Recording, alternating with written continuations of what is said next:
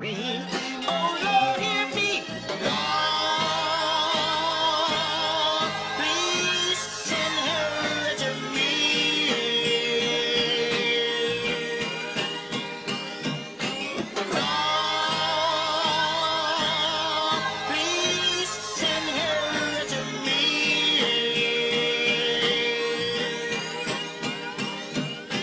Cross my heart. After jump off, I'm cutting like a buzzsaw. My love for this is limitless. Music is in my blood raw.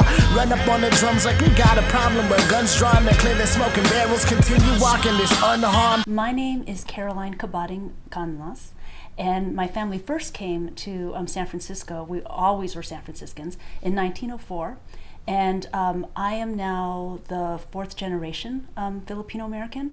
My name is Amiel Holder. I was born and raised in San Francisco, grew up here. I've been here my whole life. I'm Christine Sinajan. I'm a musician. My family and I came to the San Francisco Bay Area when I was 4.5. Well, I was born in Manila in 1968, really in the midst of martial law. I come from a working class, very left family. And consequently, we ended up having to leave in order to escape political conditions. And I ended up in Southern California. But in 1996, I actually moved up to the Bay Area because LA just got too small for me in terms of ideas. And so I thought I needed to go to a place that was geographically smaller, but far more radical, because I actually think that the Bay Area is in the time and space continuum, slightly in the future. Every day, I start my morning by journaling and meditating to find center again. As for work, I'm a security guard. That's my day job. Basically, the reason why I do my job as a security guard is because I have to. Is because if I want to stay afloat and I want to survive in the city, I've got to work. And that's one of the easiest entry-level jobs where you do not need experience. All you need is a guard card. I also work weekends as a barback. The reason why I have that job is so I can venture out. I can go from city to city even and have experience with handling food or helping out as a barback and experience at working at a bar.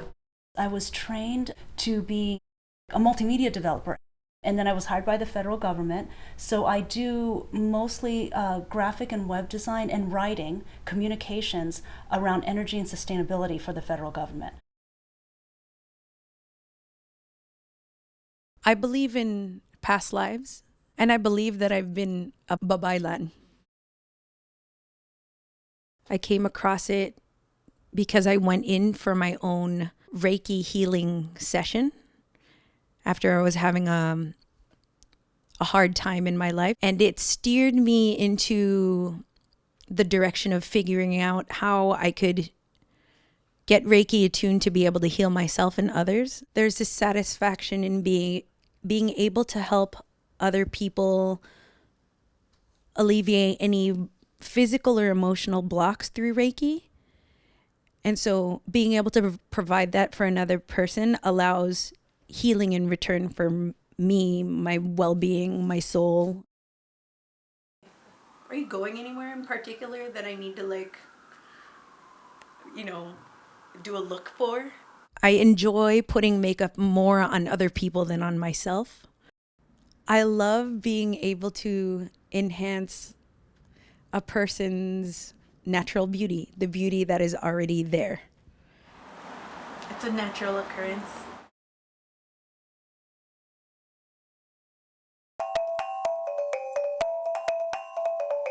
From when I was in college, I started exploring tribal art, and now I'm a kulintang musician, I'm a pangalay dancer, and also a kalinga laga weaver. And it's just a way that I just keep touch and stay grounded with all the good things that my family brought back.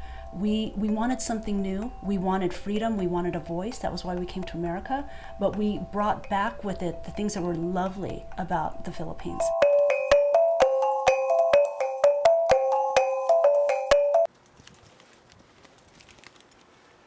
Dancing came into my life later in my 20s.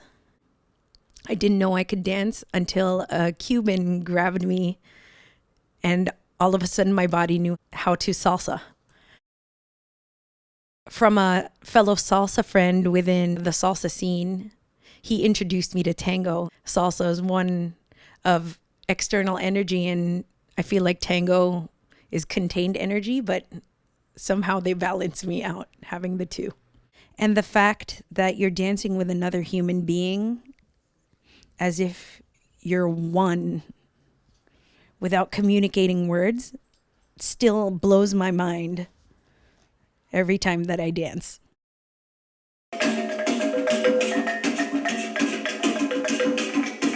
As you go deeper and you learn about what the protocols are and what the colors are and what the symbols are, you realize what a noble and wonderful people our tribal people were and Filipino people continue to be.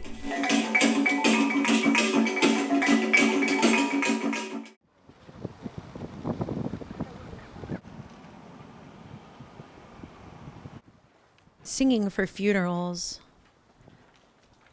for me, it feels like an honor to do so, to be able to help heal the people who are left behind. Not only do I sing for Filipino funerals, but I've done funerals for Italian families, Irish families, Arabic, Spanish. I sing some of the church songs in Spanish. I've sung in Italian, French. I've sung for the old that have passed away, the young. I've sung for the passing on of many different people. Music to me is love. While you're moving right steady, baby. Singing is probably the most important thing. It's what calls to my heart the most. And to hear my father say it, I was singing in diapers. It's a funky and low feeling in my hips from left to right. What it is I might be doing this funky dance all night. I just love to sing. Oh! I feel that singing and the ways that I'm going to explore it and the ways that I'm going to grow old, particularly with jazz, I feel, is everything that is American in me. It is the reason why my family even came to America. It was to do something different, to start life anew, to innovate, and to live spontaneously. It's a funky and low feeling in my hips from left to right. When I was a kid, what I don't want to be, I want to be a rapper. Fuck the world, get blown apart. Hone the heart of Napoleon, Bonaparte. With Joan of Arc, raise the dead bones to march. Necronomicon when the drama come. I also am a musician. I rap. I'm no activist, I'm just rapping this. Knock you down over your body, shouting like Cassius did. Look into my heart, feel the beat with the rhythm and soul under control. I sing. This is my pain. Spit my pleasure. I been part of a metal band for going on maybe 7 years now.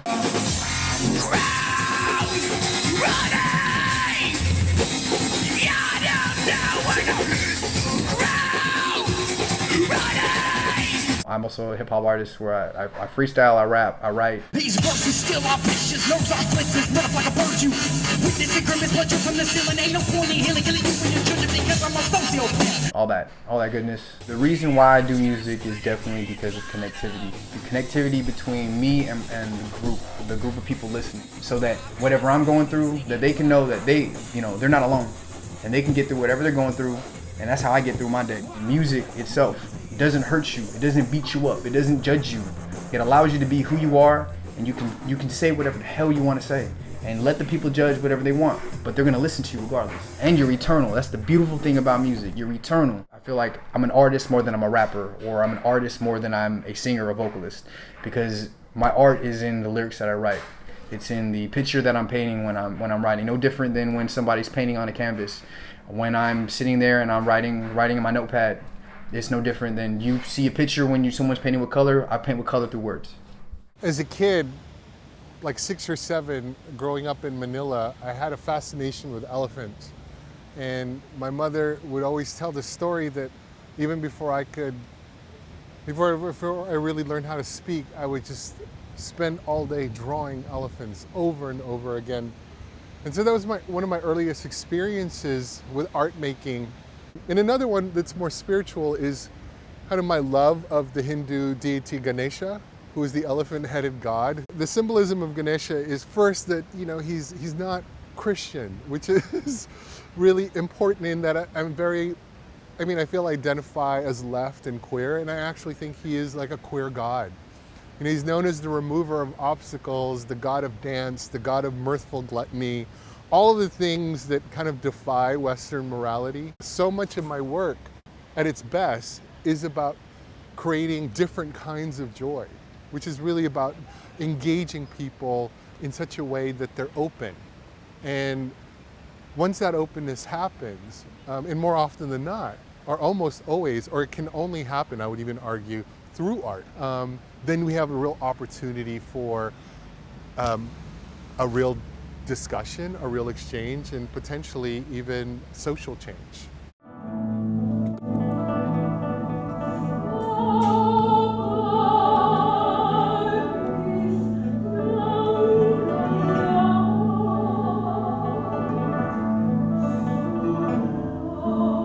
I was told I started singing when I was 3 and a half.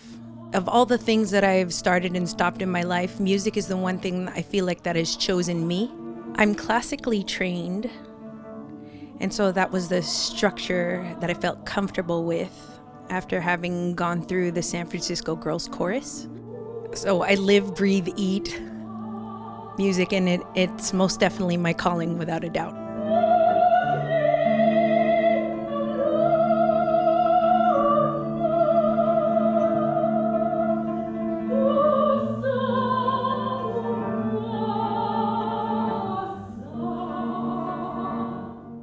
I'm Sister Baba Ganesh. Sister Baba who? Sister Baba Ganesh. Sisters of Perpetual Indulgence.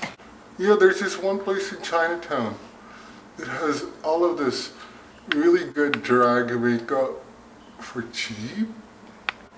Yeah, it's so hard when your lips are so sensual. Right. Without making it look like you're a stroke victim. I like to keep the brown out. Just so other queer nuns, brown nuns, may see me and get inspired for their calling. You never know. I'm Sister Baba Ganesh, creator and producer of Project Nunway.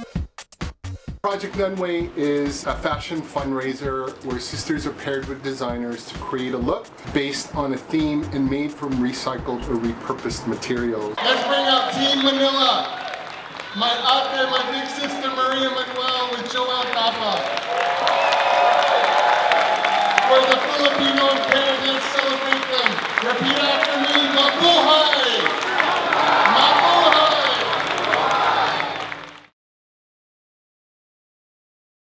Taking a field trip with my class to Stockton Street, to look at the fish markets and things like that, and as little squeamish little girls, you're seeing the live fish and everything. It's a butcher place, and you're all going, oh, it's like, this kind of thing. And one of the little white girls turns to me and she goes, well, but Caroline, you're used to that kind of stuff. And that was probably the first time, I think, and I might have been about 7 or 8, where it occurred to me that I was not just American, or that I was actually singled out. When you're Filipino and you're trying to find a culture to belong to, in a sense, if you were listening to hip hop or R&B, you were fairly normal. But if you're listening to like gangster rap and such, then they're going to think you're trying to act black. When as I got older, I started learning how to play the guitar and started to sing. So I got into alternative music. But the moment I started listening to alternative music, then all of a sudden people started saying like and acting as if I was acting white. And it didn't make sense to me because it was like, why can't I just like music for music? Why do I have to be acting a certain way? Why is it that I listen to rock music now I'm white? Like, that doesn't make any sense to me. Why can't I just wear what I'm wearing, listen to what I'm listening to, and you shut the hell up and let me be without judging? Only reason why they do that is so they can put you in their box, so they can feel comfortable when they see you and label you. I think people wonder what I am because I could look like a bunch of different ethnicities. But I think it's because of my attitude that I just meet people as people. The only race that I belong to is that of the human race. They're judging me, throw a slur at me. They lump me as Filipino, they lump me as an Asian. They're trying to crack jokes and talk about small dicks and all these other things. And it's like these stereotypes just so they can try to get under your skin because that's their ignorance. I was always conscious of, who I am, but I never really woke up and thought, I'm Filipino. But I took pride in who I was because if you don't take pride in who you are, then how can you love yourself? Like, it's so beautiful how everyone can be Filipino. I always think that, this discussion or the promise of that there's no more, we're already in a kind of situation where there's no majority. That's why it's good. Now, I always think to that kind of future, to that idea of a future of blending. Ultimately, everyone's going to look Filipino anyway. So what the fuck? Chill out. Like, anybody can be Filipino, right? My father loves to tell the story about how I went to my first dinner when I was maybe just, like 4 or something like that. My first dinner of a non-Filipino family, and got really outraged because there was no rice, on the table. I was going, Daddy, there's no rice. I'm missing my family, so what do? I go to Saramonte Mall. And I swear to God, just approaching it, I just felt it. That's what Daily City Fox smells. It smells like the to me. And I feel like I'm home. Mabuhay Joel and Steven, mabuhay kayong lahat. Filipino food specifically that I can never give up. Prime example, kare-kare and bagoong. I cannot live without that food, and a vegan substitute just wouldn't do and wouldn't be the same. What makes me Filipino is my genetics. Simple as that. I didn't have a choice in the matter, no different than I had a choice in being a male, no different than I had a choice in where my hairline is. I feel I am Filipino in my very DNA, my very being. Like, I don't even have to think about it. It just is.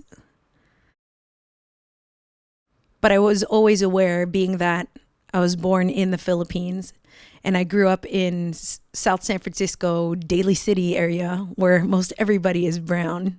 So I've always known, without a doubt, that I'm Filipino. I've been blessed to travel many different parts of the world. And when I connect with a fellow Filipino, without even knowing them, there's this knowing that we both are. I identify myself as American.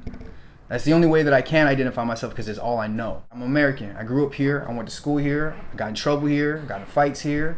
I've fallen in love here. I've fallen in hatred here. I mean, it's everything I know and I experience is within the city that I grew up in, within the world that I live in, which is in America. I realized that the community that I really am from is actually the Filipino American community. And I used to think that that was almost embarrassing and I had to run to the tribes. I actually am not a tribal person. No matter how much I love these art forms, I'm still a guest. And so I go deep only in the way that I can as a visitor. And I realized that if I had any identity at all that is truly mine, because in studying this art form, you really do meet 100% Kalinga people and 100% Maguindanao people and Tausug people. And this is truly their heritage. They speak the language, they grew up in the philosophy in ways that I'm learning about it and adopting it, but I could never really understand their spiritual life, especially as it relates to religion or healing. It's like these are still beautiful abstract concepts as opposed to I really believe in those gods. I really believe, in these connections to the art. Adaptability was a way of survival. Right? It always is. It's a superpower. Filipinos have it. Why you stay button mashing? I game intelligent, you play irrelevant. Has been knuckle dragging. Think you gangster just cause you sagging? Think you swagging? You couldn't hotbox with an animal. Pick up the pen and percolate poison. I'll pass the anecdote. And I quote, music don't lie. Hendrix fans will know. Here's the damage soul. Ravage hole inside a massive hole. Close my eyes, clear my thoughts, and manage the